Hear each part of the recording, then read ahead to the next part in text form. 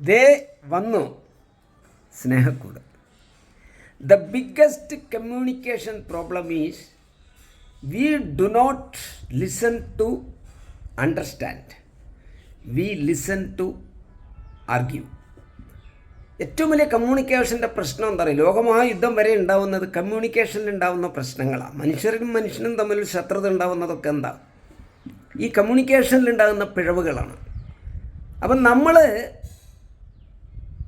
ആരോ ആവട്ടെ, ഭാര്യയാവാം, ഭർത്താവാം, അച്ഛനാവാം, അമ്മയാവാം, മക്കളാവാം, കൂട്ടുകാരനാവാം, ആരുമാവട്ടെ, നമ്മൾ അവരെ ശ്രദ്ധിക്കേണ്ടത് അവരെ മനസ്സിലാക്കാൻ വേണ്ടിയാണ്. പക്ഷെ നമ്മളെല്ലാം സഹജീവികളെ ശ്രദ്ധിക്കുന്നത്, അവർ പറയുന്നത് ശ്രദ്ധിക്കുന്നത് അവരുമായിട്ട് ആർഗ്യൂ ചെയ്ത് ജയിക്കാൻ വേണ്ടിയിട്ടാണ്.